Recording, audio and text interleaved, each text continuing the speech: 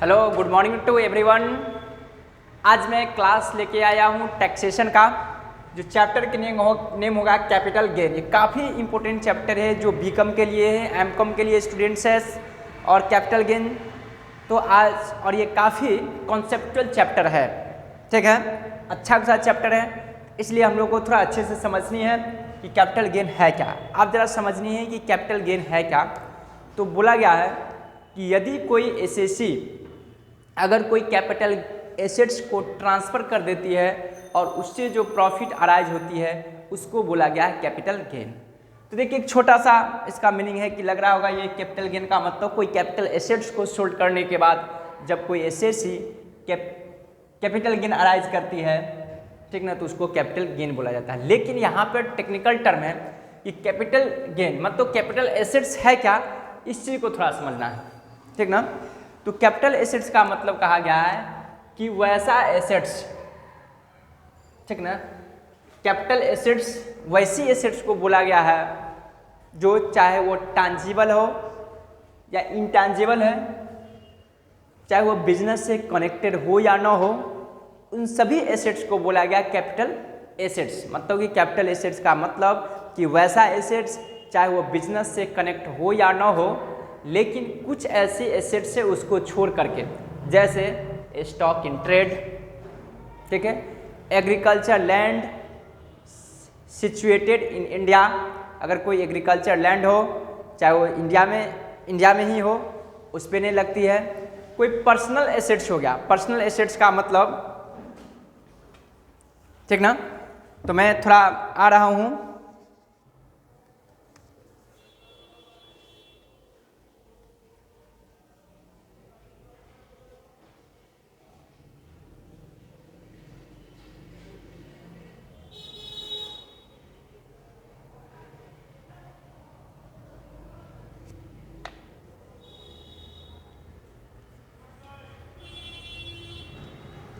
आप देखेंगे capital gain को एक लाइन में बोला गया है, ठीक ना। जो कैपिटल गेन है आपको, ठीक है, कैपिटल गेन का मतलब है यहाँ पे सीधा बोला गया है, ठीक ना। कैपिटल गेन का मतलब सीधा सीधी यहाँ पे बोला गया है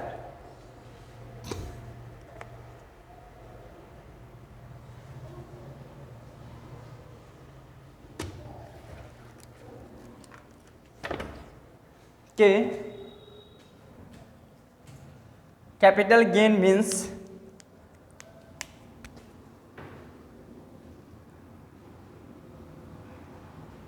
प्रॉफिट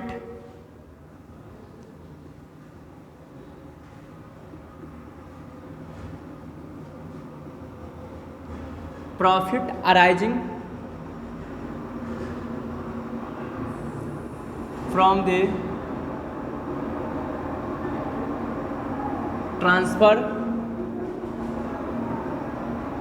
transfer of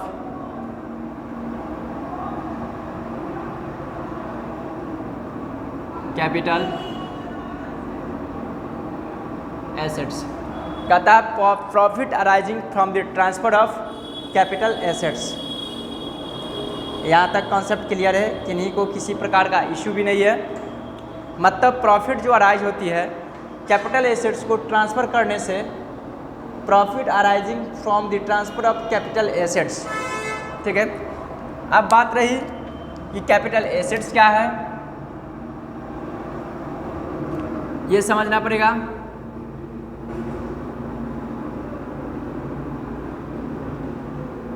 ठीक है, कैपिटल एसेट्स कहेंगे कि इसको, इस चीज़ को थोड़ा जानना है। तो कहा गया है कैपिटल एसेट्स मीन्स, बात को जरा समझिए,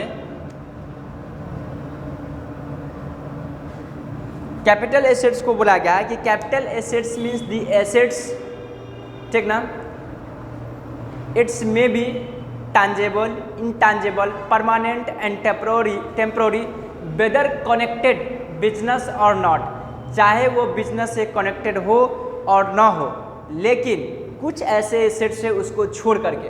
तो देखिए कैपिटल एसेट्स कहता है कैपिटल कैपिटल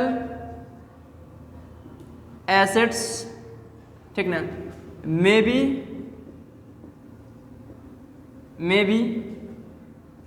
परमानेंट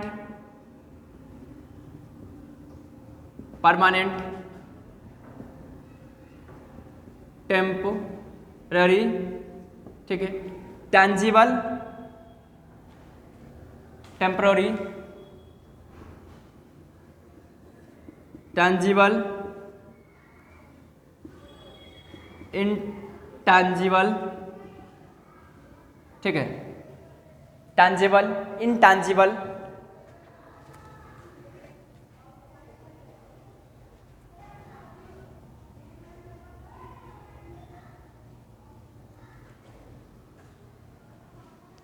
फिर कहता है कैपिटल एसेट्स, कैपिटल एसेट्स में और में नॉट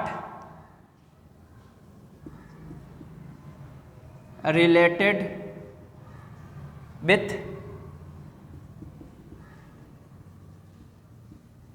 बिजनेस, ठीक है, यहाँ तक समझ गए होंगे। आई होप कि आप लोग समझ पा रहे होंगे। कहता है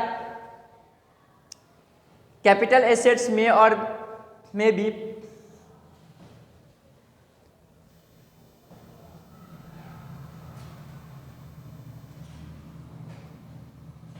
ठीक है, नॉट रिलेटेड विथ बिजनेस, समझ गए थे। कैपिटल एसेट्स में भी परमानेंट, टेम्पोररी, टैंजिबल, इंटैंजिबल, ठीक है। कैपिटल एसेट्स में और में not related with business. Capital assets business से रिलेटेड हो और नहीं हो, इससे कोई मतलब नहीं है, ठीक ना। फिर कहता है following assets, following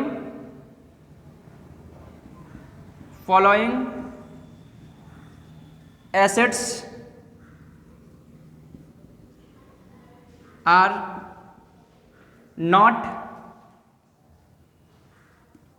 not a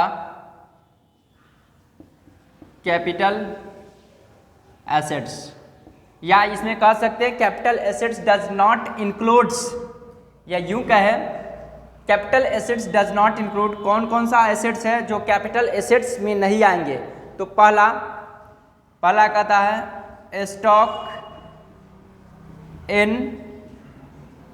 trade, ठीक है, पहला। दूसरा एग्रीकल्चर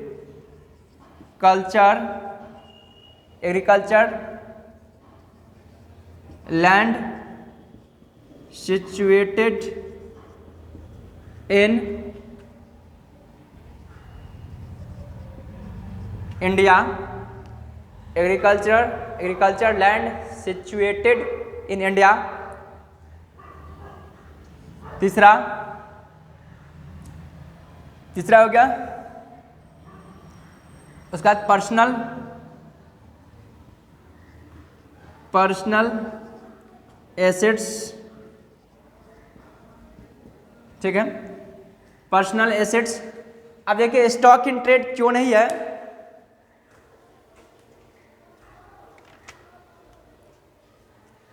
उसके बाद gold deposit bond, gold deposits bond.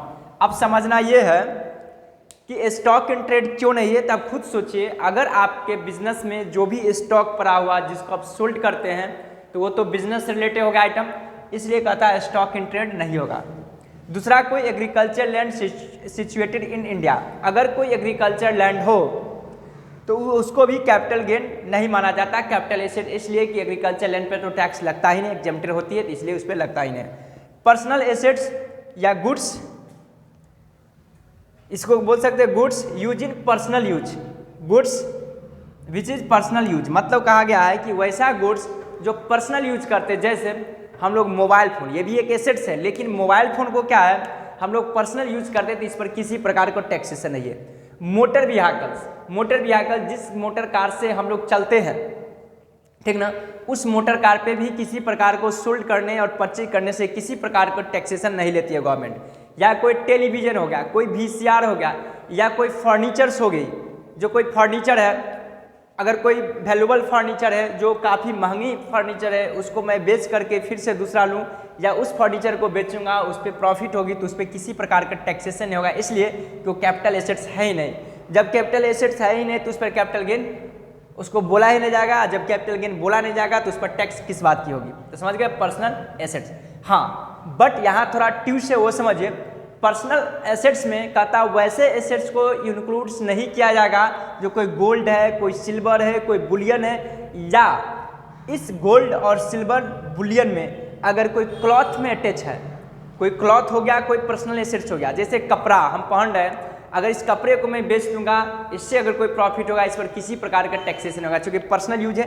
लेकिन कहता कि वैसी कपड़ा जिसमें कोई सिल्वर लगा हो, कोई गोल्ड लगा हो, कोई बुलियन लगा हो, या कोई भी वैल्यूबल या कोई प्रीशियस मेटल उस पर अटैच हो, तो वह क्लॉथ आपको पर्सनल एसेट्स नहीं माना जाएगा, वो कैपिटल एसेट्स माना जाएगा और उस पर आपको टैक्सेशन देना पड़ेगा।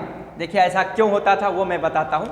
यहाँ पे देखिए टैक्सेशन डे टू डे लेंदी होते जा रहा है, एक इसका रूल्स रेगुलेशन बढ़ते चला जा रहा है। तो क्या है देखिए, पहले से लोग क्या करते थे कि जो काफ़ी पैसे वाले थे, ठीक ना, उसके पास पैसा होता था, बहुत सारे रियल एस्टेट में बिजनेस करते थे, अपार्टमेंट परचेज किया बेच दिया, लैंड परचेज किया बेच दिया, काफ़ी प्रॉफिट अराइज करता था।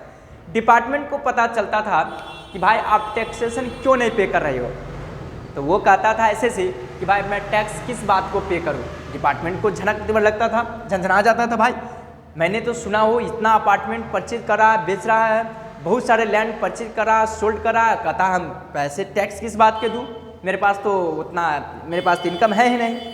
तो डिपार्टमेंट जैसे पूछता था कि भाई तुमने तो इतना इतना ट्रांजैक्शन क्या है, टैक्स क्यों नहीं देता हो, तो कहता है कि भाई मेरे को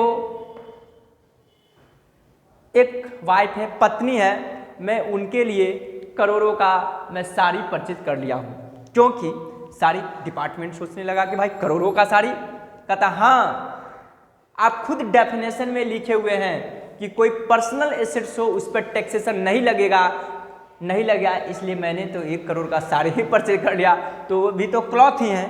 डिपार्टमेंट सोचा कि भाई ऐसे ऐसे में तो टैक्स बचता है, तो कहता भाई थोड़ा दिखाओ साड़ी कैसा है जो 1 करोड़ की साड़ी है, ठीक ना। तो दिखा दिया ऐसे करके, तो पता चला कि उस साड़ी में सिल्वर लगा हुआ अटैच, गोल्ड अटैच है, डायमंड है, तो क्यों नहीं 1-2 करोड़ का, 1 करोड़ क्या 10 करोड़ का हो सकती है साड़ी, ठीक है। जैसे शायद एक मूवी था, खैर छोड़िए मूवी का, जो शाहरुख खान का था जिसमें 10 लाख का तो धोती ही था, तो देखिए तो वो हो सकता है करोड़ 10 करोड़ का भी हो सकता है। डिपार्टमेंट यहाँ पे सोचा कि नहीं भाई यहाँ पे कुछ गड़बड़ है, मैंने जो रूल्स बनाया है इस रूल्स में कहीं ना कहीं कमी है, कहीं ना कहीं लूपहोल्स है। तो डिपार्टमेंट उस रूल्स को चेंज किया और साफ लिख दिया personal assets does not includes, मतलब कहता पर्सनल एसेट्स में वो इंक्लूड नहीं होगा जो किसी भी, कोई ज्वेलरी हो, कोई सिल्वर हो, कोई बुलियन हो, या किसी भी क्लॉथ मतलब वेयरिंग एसेट्स पहनने वाली जो वस्तुएं होगी उसमें इन सारा प्रीशियस मैटर यदि अटैच हो तो उसे भी पर्सनल एसेट्स नहीं माना जाएगा। तब से यहाँ पर टैक्स का चोरी करने से बच गया, नहीं तो यहाँ पे बहुत बड़ा घपलेबाजी हुआ करता था। यहाँ आई होप कि आप लोग समझ गए होंगे, एकदम समझिए टैक्स का एक, और खासकर कैपिटल गेन एकदम कंसेप्चुअल चैप्टर है। उसके बाद कहता है गोल्ड डिपॉजिट बॉन्ड्स, यानी कि gold deposit bonds by central government, ठीक है, इशूड बाय सेंट्रल गवर्नमेंट। तो आई होप कि आप लोग यहाँ तक समझ गए होंगे, किन्हीं को किसी प्रकार का परेशानियाँ ना हो, ठीक है। अब मैं आगे बढ़ रहा हूँ और मैं आ रहा हूँ कि टाइप्स ऑफ कैपिटल एसेट्स। समझ गए कि कैपिटल एसेट्स क्या है, सिंपल सा समझेंगे।